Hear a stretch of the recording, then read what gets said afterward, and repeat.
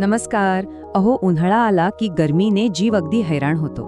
अशा वेळी काहीतरी थंडगार आणि चटकदार खावंसं वाटतं, बरोबर ना? मग आज आपण पाहणार आहोत की दही वापरून अशाच 3 सोप्या आणि चविष्ट डिशेस कशा बनवायच्या, ज्या तुम्हाला ह्या गरमीपासून मस्त थंडावा देतील. चला सुरू करूया. उफ, ही गरमी, अंगातून नुसत्या घामाच्या धारा लागतात आणि सतत काहीतरी थंडगार प्यावंसं किंवा खावंसं वाटत राहतं. ही जी भावना आहे ना, ती आपल्या सगळ्यांनाच चांगलीच ओळखीची आहे. पण थांबा, जास्त विचार करण्याची गरज नाही, कारण या गरमीवरचा एक सोपा आणि मस्त उपाय आपल्या किचनमध्येच लपलेला आहे. तर चला पाहूया की या उन्हाळ्याच्या उष्णतेवर आपण मात कशी करू शकतो. आणि तो सिक्रेट पदार्थ आहे दही. हो, अगदी बरोबर, आपलं साधंसं दही. उन्हाळ्यातल्या जेवणातला हा खरा हिरो आहे असं म्हटलं तरी चालेल. आता दही म्हणजे काय हे तर सगळ्यांनाच माहीत आहे. दुधापासून बनलेला आपला पारंपरिक पदार्थ. पण याची खासियत काय आहे तर ते नैसर्गिकरित्या शरीराला थंडावा देतं आणि त्याचे आरोग्यासाठी फायदे तर आहेतच. पण प्रश्न हा आहे की उन्हाळ्यातच दही इतकं महत्त्वाचं का वाटतं? चला बघूया.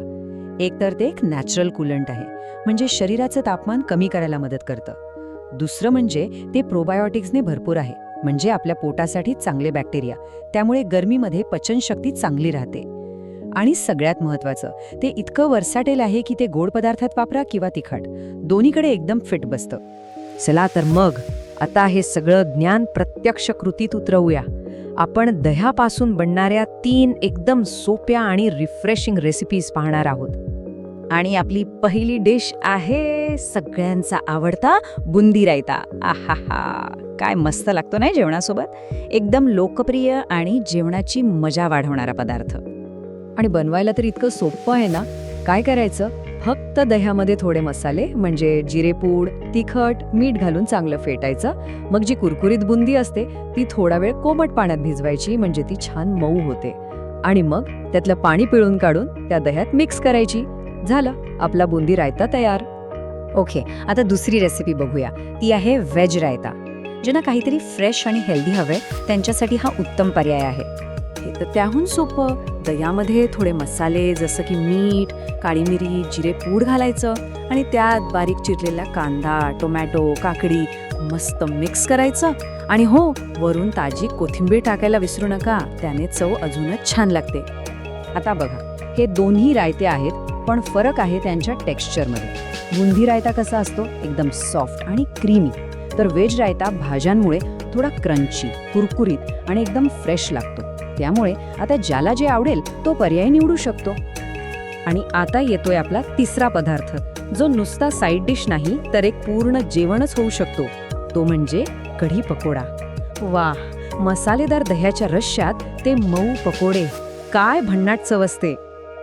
आता ही रेसिपी थोडी मोठी वाटू शकते, पण घाबरू नका, सोपी आहे. सगळ्यात आधी काय तर बेसनाचे मऊ पकोडे किंवा भजी तयार करायचे. मग दुसऱ्या बाजूला आंबट दही आणि बेसन एकत्र करून त्याची मस्त कढी बनवायची. आणि मग हे तयार पकोडे त्या उकळत्या कढीत सोडायचे, म्हणजे ते सगळा रस शोषून घेतील आणि एकदम टेस्टी लागतील. तर मग पाहिलं ना, उन्हाळ्यात दही आपल्या किचनमध्ये असणं किती गरजेचं आहे.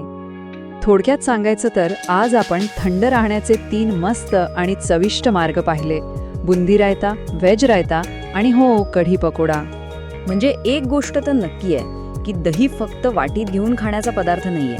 ते खरं तर उन्हाळ्यातल्या मस्त, चविष्ट आणि समाधान देणाऱ्या जेवणासाठी एक महत्त्वाचा बेस आहे. जाता जाता एक छोटासा प्रश्न, दह्यासारखेच असे अजून कोणते सोपे पदार्थ असतील जे आपलं उन्हाळ्यातलं जेवण एकदम बदलून टाकू शकतात?